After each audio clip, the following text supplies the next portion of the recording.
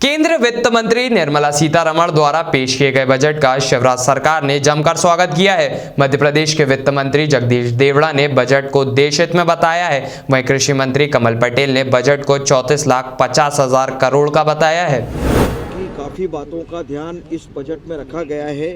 हम सब इस बात को जानते हैं कि पिछला वर्ष जो बीता है, पूरे विश्व में कोरोना जैसी महामारी का भयंकर संकट रहा है। उसके बावजूद भी यह जो 2021-22 का बजट आया है, यह निश्चित रूप से अपने आप में बहुत महत्वपूर्ण बजट है।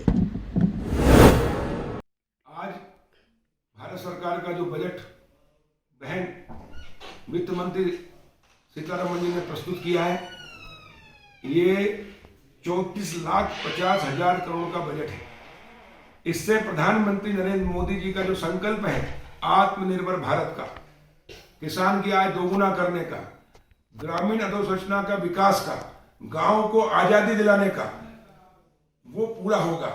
और इससे गांव और शहर का भेद खत्म होगा। अब हमारे गांव भी शहर जैसे होंगे। गांव में जो सुविधाएं अभी तक नहीं थी, वो सारी सुविधाएं गांव में किसानों को और मजदूरों को मिलेगी। यानी सड़क, बिजली, पानी, स्वास्थ्य, शिक्षा और रोजगार के अवसर मिलेंगे। स्वास्थ्य के लिए 3,28,000 करोड़, हर घर नल से जल। अभी तक शहरों में मिलता था, लेकिन अब गांव के, हिंदुस्तान के गांव, मजरे, टोले सबको मिलेगा। और उससे भी 3 लाख करोड़ से अधिक का बजट। और किसानों की आय दोगुना हो, किसान आत्मनिर्भर हो।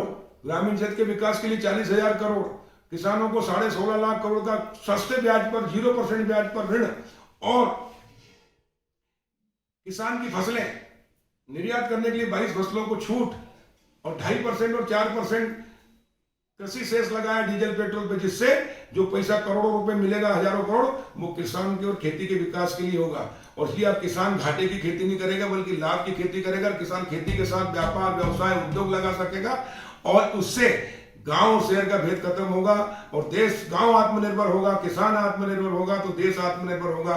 और मंडियां भी रहेगी, एमएसपी भी रहेगी। लेकिन ये जो बजट और मोदी जी ने जो किसानों के दोगुना आय करने का निर्णय लिया, इससे किसान एमएसपी नहीं, एमआरपी पे बेचने का अधिकार दिया है। किसान के वेयर हाउस होंगे, कोल्ड स्टोरेज होंगे, फूड प्रोसेसिंग प्लांट होंगे, और 40%, 50%, 33% और 25% सब्सिडी पहली बार आज भारत में किसानों को मिलेगी, जिससे बेरोजगारी दूर होगी, किसान के बेटे उद्योगपति बनेंगे और देश आत्मनिर्भर होगा। और ये देश तेज गति से विकास करेगा। 21वीं सदी भारत की सदी होगी। खबरों में बने रहने के लिए ग्रामीण भारत टीवी को सब्सक्राइब कीजिए और बेल आइकॉन दबाना ना भूलें।